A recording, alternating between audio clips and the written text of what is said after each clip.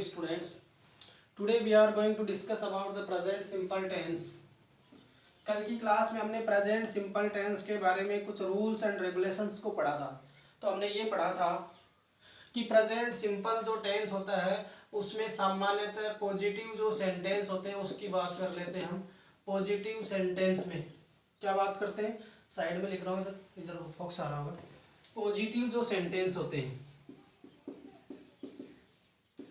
Positive sentence में सबसे पहले नो हेल्पिंग वर्ब, कोई हेल्पिंग वर्ब यूज नहीं होती है। फिर होती है मेन वर्ब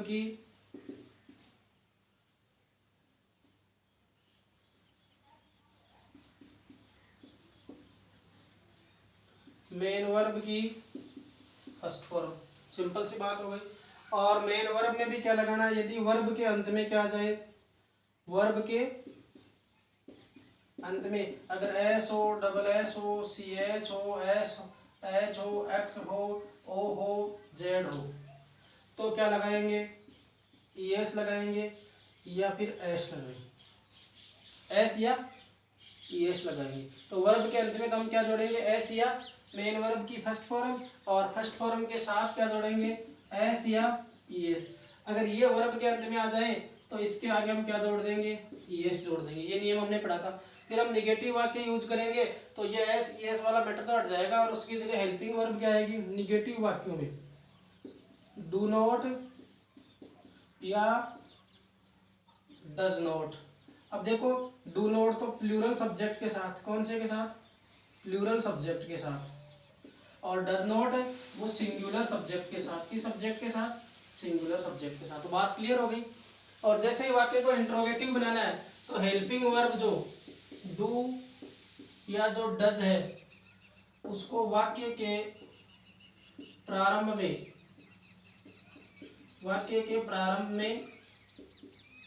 यूज करते हैं।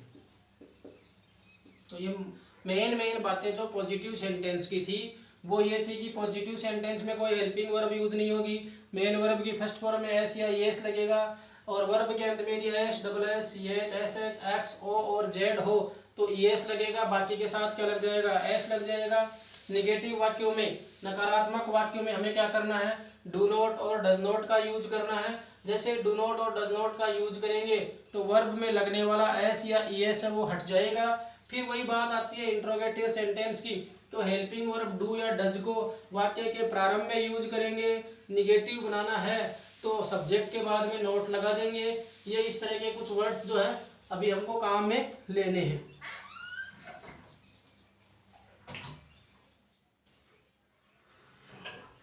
अब हम आगे बढ़ते हैं निगेटिव सेंटेंस की तरफ।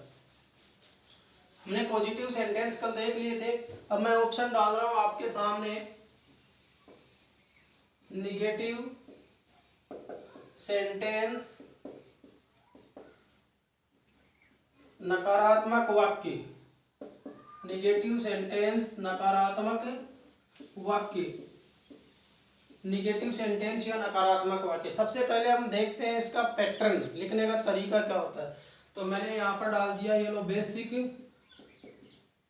पैटर्न। अब बेसिक पैटर्न में देखना है, सबसे पहले तो हमें लिखना होता है सब्जेक्ट। तो ये मैंने लिख दिया सब्जेक्ट प्लस हेल्पिंग वर्ब होती है हमारे पास डू या डज नॉट, या तो डू नॉट आ जाएगा या डज नॉट आ जाएगा। फिर वही बात, ये मेन वर्ब जो है उसकी कौन सी फॉर्म, फर्स्ट फॉर्म, तो एस या एस लगेगा नहीं उसमें, प्लस क्या आ जाएगा ऑब्जेक्ट। और उसके बाद में मैं लिखना चाहूं तो आप कुछ भी जो कुछ बचा हुआ है वो लिख सकते हो अदर। तो देखना पैटर्न में क्या लिखा जाएगा, सब्जेक्ट प्लस डू नॉट या does not plus main verb की फर्स्ट फॉर्म। ये अगर किसी को दिख नहीं रहा तो मैं इधर लिख रहा हूं, ये है एम वी, मेन वर्ब की first form plus object. Okay, इस तरीके से आप यूज, ये इसका फॉर्मूला है वो यूज कर सकते हैं। अब हम आगे बढ़ते हैं इसकी कुछ एग्जांपल्स की तरफ। किसकी तरफ बढ़ते हैं, एग्जांपल्स की तरफ। तो मैं आपके सामने कुछ सामान्य एग्जांपल रखता हूं, जैसे राम जयपुर नहीं जाता है। तो सबसे पहले हम हिंदी के वाक्य को देखते हैं, तो इसमें है आ रहा है, प्रेजेंट टेंस की बात है। फिर हम देखते हैं इसके अंदर ता आ रहा है, पास्ट सिंपल की बात है, चाहे वो प्रेजेंट सिंपल हो, चाहे पास्ट सिंपल हो, चाहे फ्यूचर सिंपल हो, सिंपल में ता आना चाहिए। और है तो प्रेजेंट सिंपल हो गया। अपना टॉपिक क्या चल रहा है, प्रेजेंट सिंपल चल रहा है। तो प्रेजेंट सिंपल में हम क्या करते हैं, सबसे पहले लेंगे इसके पैटर्न के अनुसार चलेंगे सब्जेक्ट। सब्जेक्ट क्या है, राम, तो हमने ले लिया राम। वाक्य नेगेटिव है, और नेगेटिव है तो क्या आएगा, डू नॉट या डज नॉट। अब यहाँ देखो दो ऑप्शन है, या तो डू या डज, तब हमें थोड़ा सा विचार करना पड़ेगा कि डू कहाँ आएगा और डज कहाँ आएगा। तो हमने लिखा था डू है वो प्लूरल सब्जेक्ट के साथ, और डज है वो सिंगुलर सब्जेक्ट के साथ। तो आप बताइए, राम सिंगुलर है कि प्लूरल? राम एक व्यक्ति है, एक से ज्यादा है? तो हमने ही सी इट या किसी के नाम के बारे में कहा था, वो सिंगुलर सब्जेक्ट होता है। तो नाम में कोई अकेला व्यक्ति है तो राम सिंगुलर हो गया, इसलिए क्या आ जाएगा, राम। अब डज नॉट, अब हम पहले ये करते थे कि यदि सब्जेक्ट सिंगुलर है पॉजिटिव सेंटेंस में, तो वर्ब में एस या एस लगाएंगे। अब वो एस या एस इधर डू के अंदर सिंगुलर का बन करके आ गया, डू में। डू को अगर प्लूरल में रखते हैं तो डज सिंगुलर हो गया, तो वो एस या एस एक जगह लगेगा, तो यहां से हट जाएगा। अब क्या आएगा, गो। गो का फर्स्ट फॉर्म आएगी। मेन वर्ब की कौन सी फॉर्म आ रही है, फर्स्ट फॉर्म। एस या एस का कहीं हमने मेंशन नहीं कर रखा है, तो क्या आएगा, राम डज नॉट गो, कहां जा रहा है, टू जयपुर। सामान्य परिस्थिति में to Jaipur, Ram go to Jaipur. Ram Jaipur नहीं जाता है, Ram does not go to Jaipur. Ram does not go to Jaipur, Ram Jaipur नहीं जाता है। ये एक वाक्य हो गया। दूसरा वाक्य ले लेते हैं, हम पुस्तक नहीं पढ़ते हैं। हम पुस्तक नहीं पढ़ते। देखो पहले है आ रहा है प्रेजेंट, तय आ रहा है simple, present simple, clear. Present simple में नहीं आ रहा है, वाक्य कैसा बन गया, नेगेटिव। देखो नहीं आ रहा है नेगेटिव, है आ रहा है प्रेजेंट, तय आ रहा है सिंपल। तो प्रेजेंट सिंपल का नेगेटिव सेंटेंस हो गया। क्या पढ़ रहे हैं हम, नेगेटिव सेंटेंस, नकारात्मक वाक्य। सबसे पहले पैटर्न को फॉलो करते हैं। पैटर्न एक बार आप ध्यान रख लो, पॉजिटिव सेंटेंस का ध्यान रख लो, फिर थोड़ा थोड़ा इसमें जो चेंजेस होता है, नेगेटिव के हिसाब से क्या चेंज होगा, इंट्रोगेटिव के हिसाब से क्या चेंज होगा, वो जैसे जैसे आप फ्लो में आएंगे आप बढ़ते जाएंगे। तो अब देखिए, सबसे पहले सब्जेक्ट हम को अंग्रेजी में बोलते हैं वी। वी हम का मतलब होता है सिंगुलर या प्लूरल, तो हमने लिखा था प्लूरल सब्जेक्ट में। देखो यू वी, और क्या लिखा था, दे, यू वी और दे, टी एच वाई दे। तो वी किस में आ गया, प्लूरल में। तो प्लूरल के साथ हेल्पिंग वर्ब डू आएगी कि डज।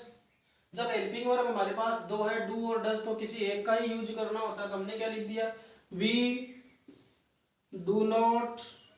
फिर मेन वर्ब की फर्स्ट फॉर्म, तो रीड, तो रीड का रीड आ जाएगा। वी डू नॉट रीड, क्या नहीं पढ़ते हैं, ऑब्जेक्ट देखो, पुस्तक नहीं पढ़ते हैं, तो we do not read a book. बन गया वाक्य। इसी प्रकार से हम एक सेंटेंस और मेकिंग करते हैं। मैं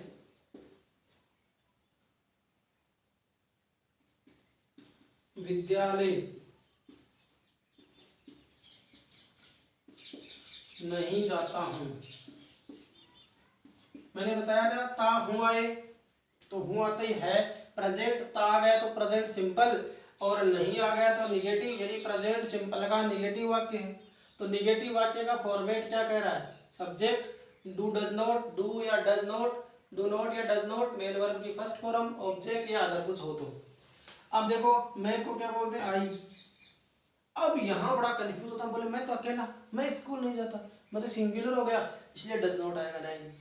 आई को प्लूरल की श्रेणी में रखा जाता है इधर, और आई के बड़े रख रहे हैं वो, कभी सिंगुलर कभी प्लूरल, इसके ऊपर थोड़ा सा कॉन्सेंट्रेट करना ही होता है कि कौन से टेंस में ये कौन सी वर्ब एग्रीमेंट लेता है। तो I do not go to school, कैसे, सब्जेक्ट आ गया आई, आई प्लूरल है इसलिए हेल्पिंग वर्ब आ गई डू नॉट। जाना मेन वर्ब है, गो कहाँ जाता है, स्कूल, तो school, I do not go to school, मैं विद्यालय नहीं जाता। उसके बाद में देखो नेक्स्ट, वे उपन्यास नहीं लिखते हैं। अब वे को बोलते हैं THEY, दे सिंगुलर है या प्लूरल? आई यू वी और आई यू वी दे प्लूरल की श्रेणी में आता है, तो क्या आ जाएगा? आई डू नॉट लिखने को बोलते हैं write, WRIT, I do not write. उपन्यास को बोलते हैं novel, I do not write, they do not write novel, they do not write novel, वे उपन्यास नहीं लिखते हैं। They do not write novel या they do not write a novel, वे एक उपन्यास नहीं लिख रहे हैं। ऐसे भी कर सकते हैं। इस तरीके से आप ये सेंटेंस है वो बना सकते हैं। अब मैं जैसे मान लो 2 एग्जाम्पल आपके सामने और रखना चाह रहा हूं। यहां तक मेरे हिसाब से किसी को कोई दिक्कत नहीं होनी चाहिए। जैसे राम जयपुर नहीं जाता है, हम पुस्तक नहीं पढ़ते हैं, मैं विद्यालय नहीं जाता हूं, वे उपन्यास नहीं पढ़ते हैं। अब देखो कुछ वाक्य मैं आपके सामने और रख देता हूं, इनको मैं उठा रहा हूं, आप जैसे पॉज करके पहले ये उतार लेना अपनी नोटबुक में, फिर मैं आगे जो लिख रहा हूं वो उतारना है एज ए होमवर्क के रूप में और एज ए एक्सरसाइज के रूप में।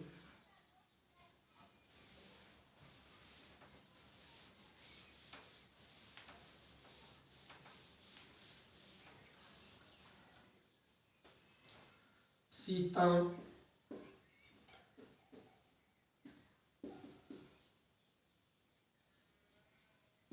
बाग में,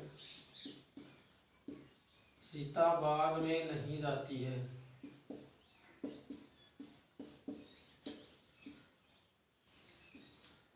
सीता, अब सीता एक वचन है कि बहुवचन, सिंगुलर है कि प्लूरल? सिंगुलर, तो ऑब्वियसली क्या आएगा? डज नॉट, सब्जेक्ट सिंगुलर है तो हेल्पिंग वर्ब भी सिंगुलर। सीता डज नॉट कहाँ नहीं जाती है? गो टू बाग, बाग यानी गार्डन, बगीचे। नेक्स्ट, हम गाना नहीं गाते हैं, हम गाना नहीं गाते हैं। देखना, वी डू नॉट क्यों आया? क्योंकि वी प्लूरल सब्जेक्ट है और प्लूरल सब्जेक्ट के साथ हेल्पिंग वर्ब भी प्लूरल ही यूज होगी, तो इसलिए वी डू नॉट। अब गाना नहीं गाते, दोनों कंफ्यूजिंग से वर्ड है, लेकिन हमें क्या करना है? ये तो है गाना और ये गाते हैं वर्ब, तो वर्ब में तो आता है sing, we do not sing a song, और गाना मतलब जो रिदम होती है वो तो होता है सॉन्ग, और जो हम मुंह से जो वर्ब करते हैं गाने का वो होती है वर्ब। तो ये सिंग तो वर्ब है और ये गाना जो है, तो we do not sing a song, हम एक गाना नहीं गाते हैं।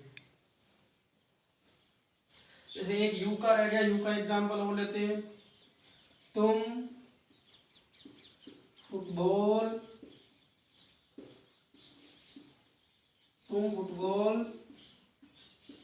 नहीं खेलते हो, तुम फुटबॉल नहीं खेलते हो, तो सब्जेक्ट क्या हो गया?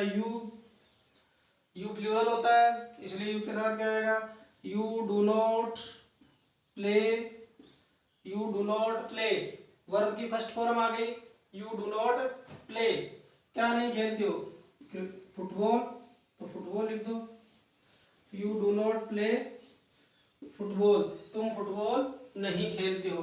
इस प्रकार से हम प्रेजेंट सिंपल के नेगेटिव वाक्य बना सकते हैं। प्रेजेंट सिंपल के मैंने 7 तरह के नेगेटिव वाक्य आपको लिखवाए हैं, और एज ए होमवर्क के रूप में, एज ए होमवर्क आप 5 वाक्य, कितने वाक्य?